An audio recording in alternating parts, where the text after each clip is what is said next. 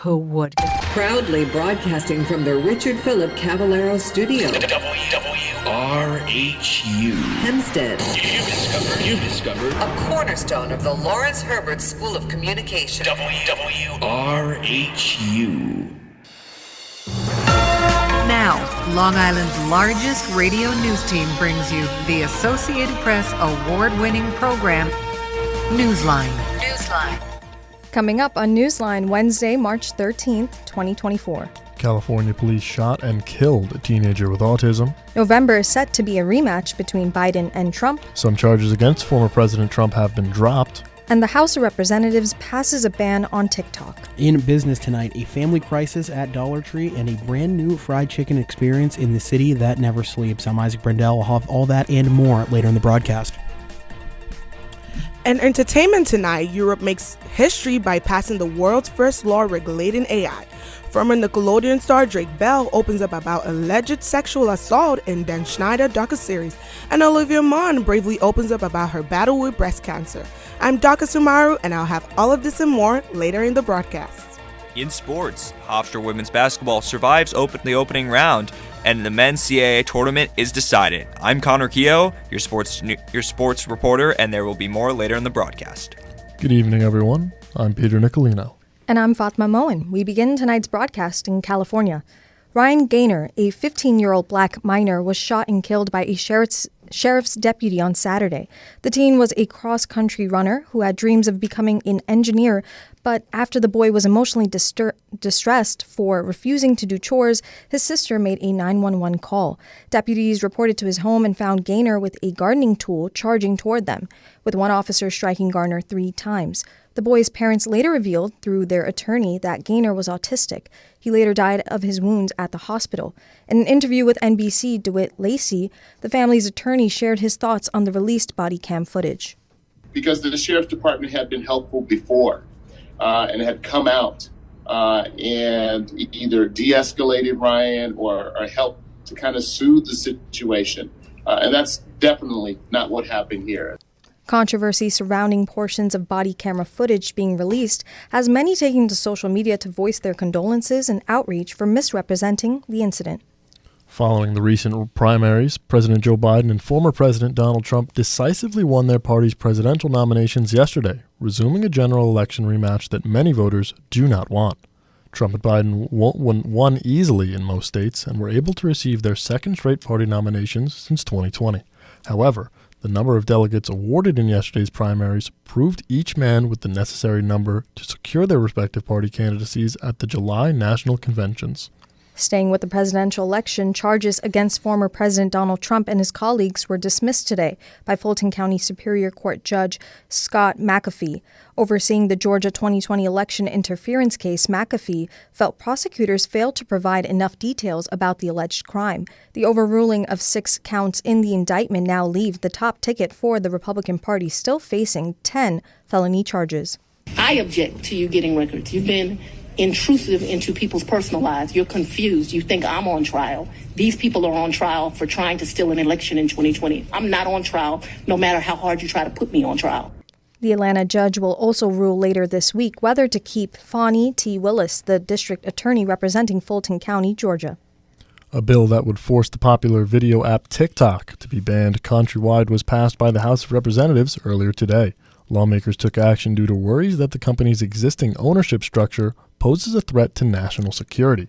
After passing a vote 352 to 65, the bill now moves to the Senate, where its future is uncertain.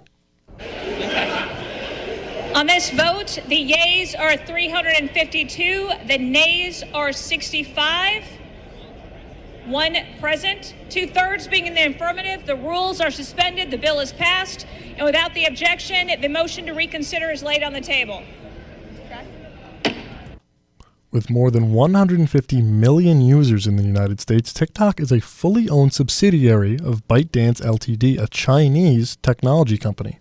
The supporting congressman claimed that ByteDance is under the control of the Chinese government, which has the right to request access to any data of TikTok users in the United States. The source of the concern is a series of national security legislation in China that requires organizations to cooperate with intelligence gathering. Hofstra University welcomed award-winning journalist Amy Goodman to talk about the crisis in Palestine and the media's role in highlighting the conflict. WRHU's Brooklyn Dottin attended the event and has an exclusive report from the presentation. Today, Hofstra University hosted Rethinking the Narrative, Media Framing and Alternatives on the Palestinian Question, a seminar given by Amy Goodman. Goodman, an award-winning journalist who covered the crisis in Palestine and is the host and executive producer of a daily news and public affairs program, Democracy Now!, discussed the media's handling of the crisis in Palestine and showed clips of the program, in which she talked to various sources who described how they were affected by the crisis in detail. I had a word with Goodman, who said that the Israeli government does not allow international journalists on the ground, and well over 100 Palestinian journalists have died. But that is no excuse to why the media organizations cannot get word of what's happening. We live in a time when there is so much video of what's happening, so many people trying to reach out to the outside world, and it's absolutely critical that we do the work to show people what's happening on the ground in Gaza right now.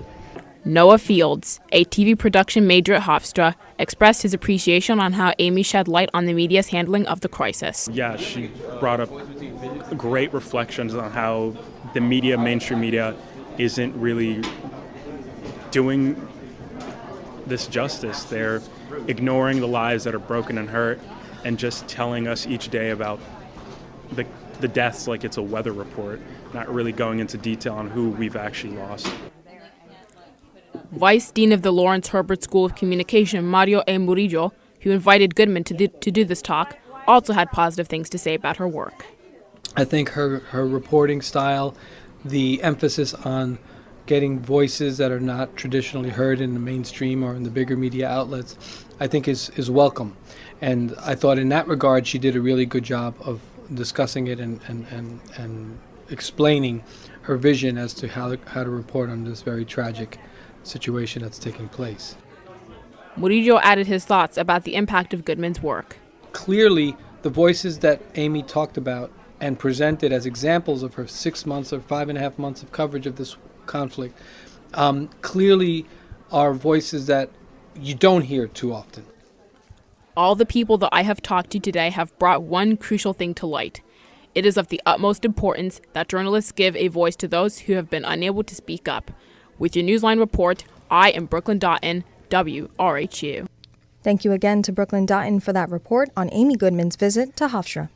Coming up after your Newsline business report with Isaac Brendel, Kathy Okel unveils a $45 million plan to combat retail crime. Amityville Board of Education holds a meeting about layoffs, and police arrest a suspect in a 2019 crash in the Bronx. But first, your Newsline traffic and weather update with Jack Ferretti. WRHU News Time is 5:38. Newsline. Up to the minute local traffic. On the Southern State Parkway heading eastbound, a slow-moving maintenance vehicle has closed off the left lane between Baldwin Road and Grand Avenue off exit 20 and Peninsula Boulevard off exit 19. Maintenance vehicles are abundant today as another one on the Long Island Expressway has closed off the right lane between West Glen Cove Road and Little Neck Parkway. On Sunrise Highway heading westbound, road construction off Route 27 between Belmont Avenue and Hubert Path has led to congestion of up to 5 minutes. Another set of road construction on Sunrise Highway off Route 27 between Old Mill Road and Belmore Avenue is causing heavy congestion. Further down Hempstead Turnpike, you will find another buildup of congestion between Rockaway Avenue and Westminster Road off Broad Street. Speeding on to the Long Island Railroad, buses are replacing the trains between Ronkonkoma and Greenport Monday to Friday from March 4th to May 17th. This is due to track and crossing replacement. Soaring into the skies, all flights from JFK International Airport, LaGuardia Airport, and Newark are operating on or close to schedule. But please remember to check with your provider before departure. The current temperature outside of our studio here in Hempstead is 55 degrees. Expect nothing but clear skies tomorrow with an average temperature of 64 degrees. With your Newsline traffic and weather update, I'm Jack Ferretti, and I'll be back with more later in the broadcast. Newsline Business News. In a press release from the company, Dollar Tree has announced that it will close nearly 1,000 Family Dollar stores after significant underperformance last year. During the fourth quarter of 2023, Dollar Tree went through a significant review of which stores to relocate, rebrand, or close altogether. Dollar Tree will close around 600 Family Dollar stores in the first half of 2024 and 370 in the coming few years. In addition, 30 Dollar Tree locations will be shutting their doors. The company has not yet revealed which locations will be closing. However, all will likely be closed by the end of 2025. In 2021, Dollar Tree was forced to raise their iconic store-wide $1 price to $1.25, with some other prices going up to $1.50 and in some cases $2 as well. Chick-fil-A has announced that they are opening a brand new 400-square-foot new-style grab-and-go store in New York City. Set to open on March 21st, the location will have no chairs, tables, registers, or menu boards. The goal is to get customers in and out of the store as soon as possible. Customers will need to place orders via Chick-fil-A's mobile app, and when their order is complete, they will go to a desk at the front of the store to hand people their meals. Approximately 50% of Chick-fil-A orders nationwide have been placed online after in-person fast food dining has dropped roughly 40% since 2019. A Chick-fil-A spokesperson says that the company wants to focus on serving each and every one of their customers the way they want to be served. With your Newsline Business Report, I'm Isaac Brendel, WRHU. WRHU News Time is 5:41. Thank you, Jack Freddy and Isaac Brendel, for those reports. WRHU's Mike Zavatsky is involved in an article recently released to the Long Island Advocate on the topic of Ukraine, specifically protests surrounding the delay of aid to Ukrainian government. Mike Zavatsky joins us now to talk to us about this article. Mike, can I start by saying, what is the main reason you published this article? Yeah, of course. Thank you guys for having me here. It's an honor. So this article is actually a part of my journalism class here at WRHU University. It's an assignment where we're covering different school board meetings, different town city council meetings, different public meetings that are available throughout Long Island. And our professor actually gave us the choice of covering this rally that was happening outside of Congressman D'Esposito's office over the weekend. And I took it up with Amber Bianchi, is also published this piece with me. And it was just a good way for me to do my first real protest or rally coverage. And it was a great topic for my assignment. It was a really good read, and I'm very happy to have it published. Now, Mike, can I ask, you are our fellow colleague, an entertainment reporter here on RHU. Can you let us in on your connection to Ukraine, if anything? Was there anything that sparked your motivation to take this on? Yeah, so nothing personally I have a connection to Ukraine through that. But I would say an interest, I guess, in myself. As you know, the war has been going on for so long, and with the Israel-Hamas conflict, there's a lot of stuff in the news. And I feel like a lot of the times Ukraine has kind of been pushed to that bottom rung. And I feel like this is a really good piece to come out and give kind of a reminder that this war is still going on. There are still people, especially local on Long Island, that care about it, and especially nationally and on the international level. So you mentioned this war has been going on for a pretty long time. It started around 2 years ago. Do you feel that this article is coming out at the right time? I would say so. Via the context of the article, I would say it's a good time. You see it a lot now in legislation, especially in the House of Representatives. There's been a lot of talk about signing a different congressman voting to actually go around Speaker Johnson to get this bill, the Ukraine aid package and the foreign aid package bill, on the floor. So I feel like it's a good time for that to come up because there's been a lot of contention and a lot of arguments over that. So I feel it's a good reminder to the people that there are a lot of implications, both past, present, and future, that go into the Ukrainian war, and there's just many different ways that all of us are affected by it. Right. And now I'm interested to know, when covering this story and formulating the article, what about this bridge between advocacy and local journalism did you take away, especially since this was a class assignment? Yeah, the power of local voices, I would say, the power of the people who live down the street from you, the power of that everyone has just by speaking. I've never had a reporting opportunity where I've had so many people willing to talk to me. I feel like normally that's my issue, is finding people who are comfortable having their name and their face out there. But a lot of people, especially at the rally and especially during these times, they want their voices heard. So I feel like it was a good time to really notice that and pick up on that. That was Mike Zavatsky, that just published an article on the Long Island Advocate entitled "Long Islanders Protest in Front of Congressman's Office for the Greater Ukraine Aid." Thank you so much for your time. Thank you. Now over in Albany, New York, Governor Kathy Hochul is implementing a statewide crackdown on organized retail theft with a $45 million plan. Hochul was joined yesterday with members of the state legislature and small business owners to announce the program.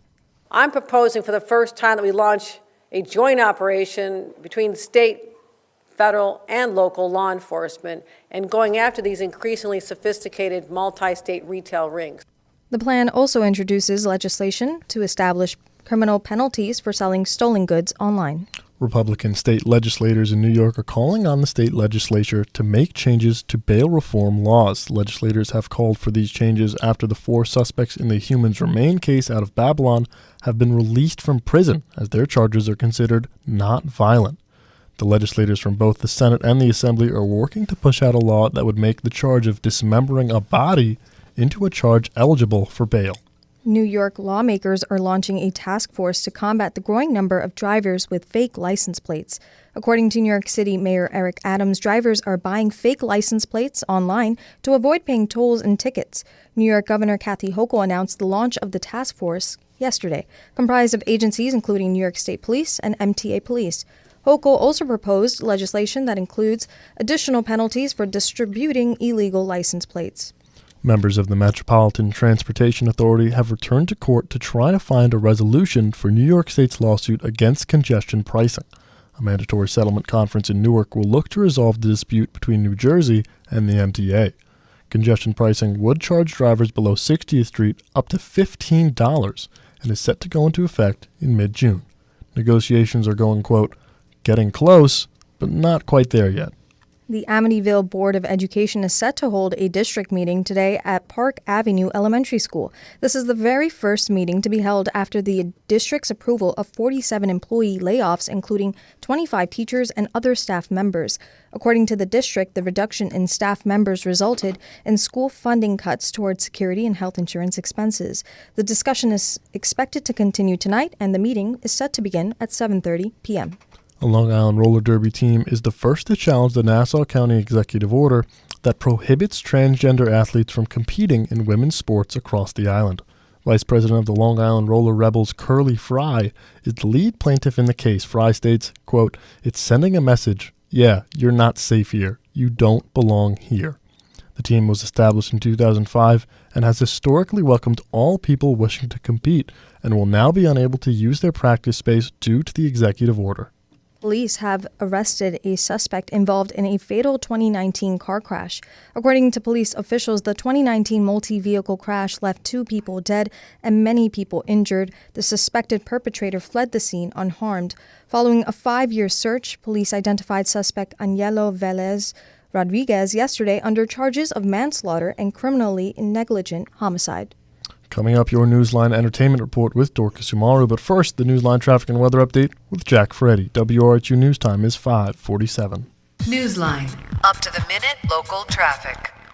Returning to the Long Island Expressway, heading westbound, the off-ramp has been partially blocked due to right lane crash at Cross Island Parkway off of exit 30. The crash has backed up to Little Neck Parkway, exit 32, causing stop-and-go traffic. Standstill traffic along the Meadowbrook Parkway off of exit 22 is leading to stop-and-go traffic also heading westbound, causing a 17-minute delay. There's high-volume traffic at Hempstead Turnpike near Hofstra University, resulting in heavy congestion and traffic delays of up to 12 minutes. On our very own Hofstra campus, due to a vehicle accident on Ovington Boulevard, the Eastgate Road had been temporarily closed but has thankfully been reopened. Traveling back to the Long Island Railroads this evening, besides the Ronkonkoma branch, all rails are still operating on or close to schedule. All flights from JFK, LaGuardia, and Newark are still operating on or close to schedule, but please remember to check with your provider. Sutter Avenue between Rockaway and Stone Avenue has been closed off due to police activity as shots have reportedly been fired, so please stay safe. It is currently 56 degrees outside of our studio here at Hofstra. After a few rain showers on Friday, get yourselves ready for a beautiful week of sunshine as far as the eye can see and an average temperature of 60 degrees. With your Newsline traffic and weather update, I'm Jack Ferretti. Newsline. Entertainment. Europe has officially passed the world's first law regulating artificial intelligence. The new legislation, known as the European AI Regulation, aims to ensure that AI systems are safe, transparent, and accountable. The European Union has been at the forefront of efforts to regulate AI, recognizing the potential risks and benefits of the technology. The European AI Regulation is set to go into effect by mid-2026. In a shocking revelation, former Nickelodeon star Drake Bell has come forward with allegations of sexual assault against Brian Peck, as well as detailing instances of mental manipulation during his time working with producer Dan Schneider. Bell, known for his role on hit shows like Drake and Josh and The Amanda Show, opened up about his experiences in a new docuseries that dives into the dark side of Hollywood. In the series, Bell bravely recalls how Peck, a former Nickelodeon employee who has faced similar accusations in the past, allegedly assaulted him during their time working together. The actor also shared how Schneider allegedly used his power and influence to control and exploit young talent in the industry. In an emotional and inspiring announcement on social media, actress Olivia Munn revealed that she has been diagnosed with breast cancer. The 43-year-old star shared this news with her followers on Instagram earlier today, urging everyone to prioritize their health and get regular checkups. The actress has already begun treatment and remains optimistic about her prognosis. She thanked her friends and family for their support during this challenging time. For your Newsline Entertainment Report, I'm Daka Sumaru, WRHU. WRHU News Time is 5:50. Thank you, Jack Freddy and Dorcas Amaru, for those reports. House Republicans are launching a new investigation into the January 6th riot in order to shift blame away from former President Donald Trump. The new committee laid out its plans earlier today in an 80-page report of initial findings and is setting its sights on revisiting the key testimony of former White House aide Cassidy Hutchinson. The ranking Democrat on the committee, California Representative Norma Torres, criticized its formation, saying that the probe will, quote, muddle our history. Video has been obtained of Venezuelan migrant Yanni Cordero being hit by a stun gun and punched in the face by New York City police officers while holding his toddler. This incident took place at a migrant shelter in New York City on Friday, but video was not released until earlier today. The video showed two officers confronting Cordero at the shelter in Jamaica. One officer pulled out his stun gun and used it on Cordero while his son was in his arms. The same officer then was seen punching Cordero in the face. While the two officers struggled to detain Cordero, a third officer showed up and also punched him in the face twice. A U.S. Congress-mandated group shortened a fact-finding mission to Saudi Arabia after officials in the kingdom ordered a Jewish rabbi to remove his kippah in public. Rabbi Abram Cooper sought to distance the order over his skullcap from what he called as progress made in the kingdom that allowed for different religions to worship privately. Nevertheless, for the time being, displaying any religious symbols publicly that are not Islamic is criminalized throughout the country. In Haiti, a new team of United States Marines have been sent to assist in protecting the American embassy. The FAST, a fleet anti-security terrorism team, is deployed to the embassy's capital, Port-au-Prince, which has been a center of civil disorder and chaos recently. A FAST spokesperson said the U.S. Southern Command is prepared with a wide range of contingency plans to ensure the safety and security of the U.S. citizens in Haiti. Russian President Vladimir Putin has said that he is, quote, willing and ready to use nuclear weapons if the independence and sovereignty of Russia is threatened. Putin, who has repeatedly mentioned that the Russian military is ready to use nuclear weapons, offered this in a Russian state media interview. In the interview, he said that there has been no need for nuclear weapons on the battlefield, but has shared that he is still willing to do anything to protect Russian interests. This interview occurred earlier this morning ahead of Friday's planned presidential election. Another story out of Russia, around 7 territories on Russia's western border were targeted by Ukrainian drones, marking the second day where this has occurred. The Russian Ministry of Defense reported that at least 58 drones were shot by its defenses overnight. President Putin, in the same interview, said that these drone attacks have been Ukrainian attempts to undermine the upcoming presidential election on Friday. A rocket company based out of Japan that was working to put the first commercial Japanese satellite into orbit exploded after liftoff due to its issues that are still under investigation. Space One, the commercial rocket company, aimed to be Japan's first private sector success in the field of space and satellites. A video shared online showed the rocket taking off and then exploding shortly after takeoff, resulting in plumes of smoke and small fires in and around the launch pad. No injuries were reported, and the flames were brought under control shortly after they sparked up. In an effort to improve health outcomes for women and babies, a new Mississippi law will allow pregnant women easier access to Medicaid in the state. Mississippi, which has the highest rate of infant mortality, will put the law in effect first in July. The presumptive eligibility law says that Medicaid will pay for a pregnant woman's outpatient medical care for up to 60 days, while an application for the government insurance program is considered. The law passed the Republican-led legislature with bipartisan support and is expected to be a big step in promoting early prenatal care. President Joe Biden is revisiting the Great Lakes states in an attempt to build Democratic support for the upcoming presidential election in November. The two-day trip will include visits by Biden to the states of Wisconsin and Michigan as he looks to build momentum following his State of the Union address. Biden just won Georgia's primary last night and secured the necessary number of delegates to be awarded the presumptive candidate of the Democratic Party. Michigan and Wisconsin, two of the Democratic blue wall states, were lost in 2016 but regained in 2020, and Biden is hoping to continue this trend in the 2024 election. Sources close to former President Donald Trump reveal his concerns over picking a candidate with overly staunch views on abortion, fearing it could pessimistically impact the GOP's chances in the upcoming election. Concerns over potential liabilities on the issue have led Trump to scrutinize contenders like Senator Tim Scott and Governor Kristi Noem. With this mindset, he aims to strike a balance between appealing to conservative voters and maintaining broader electoral appeal. Coming up, your Newsline Sports Break with Connor Keogh. WRHU News Time is 5:55. From the Philip Cavallero Sports Desk, this is your Newsline Sports Update. Hofstra women's basketball defeated the Hampton Lady Pirates 71-55 in the first round of the Coastal Athletic Association's basketball tournament. It was a career game for Alarise Gooden, putting up 19 points en route to the Pride win. Guard Allie Knights added 8 assists in her second-best total of the season. Hofstra will play William and Mary tomorrow at 2:30. Julia Kavanaugh, Dylan Roskovinsky have the call on the Hofstra Alternative web channel. Last night, the men's side of the tournament wrapped up. The College of Charleston Cougars defeated Stony Brook Seawolves in the final in overtime 82-79. The Pride fell to Stony Brook in the semifinals Monday night 63-59. Hofstra has not won a conference championship game since 2020, before Speedy Claxton took over as head coach.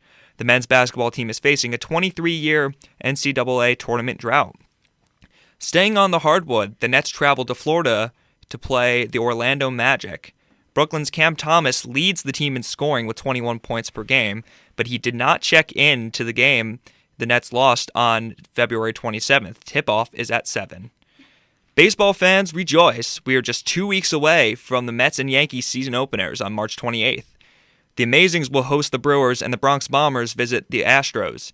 It was just announced today that former Cy Young winner pitcher Garrett Cole will miss at least the first month of the season, to the dismay of Yankees fans everywhere. With your Newsline Sports Update, I'm Connor Keogh.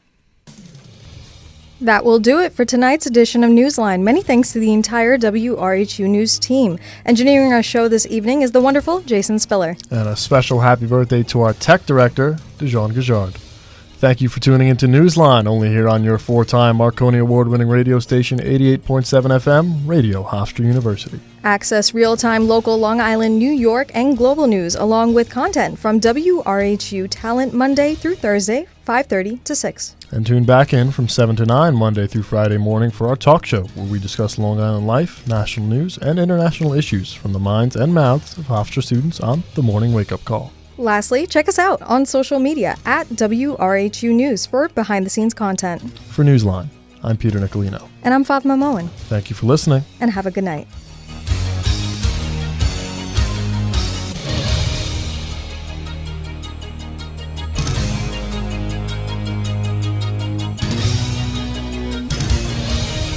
Newsline is a presentation of Long Island's largest radio news team, comprised of nationally recognized student broadcasters, winners of numerous awards from the Associated Press, Society of Professional Journalists, Radio Television News Directors Association, Hearst Corporation, Long Island Press Club, and other prestigious organizations. Newsline is researched and produced by student journalists using the Hofstra News Hub, cutting-edge multimedia news gathering technology, located in Hofstra's School of Communication. To learn more about News Hub and the Hofstra School of Communication, log on to hofstra.edu. To learn more about News Hub and the Hofstra School of Communication, log on to WRHU.org.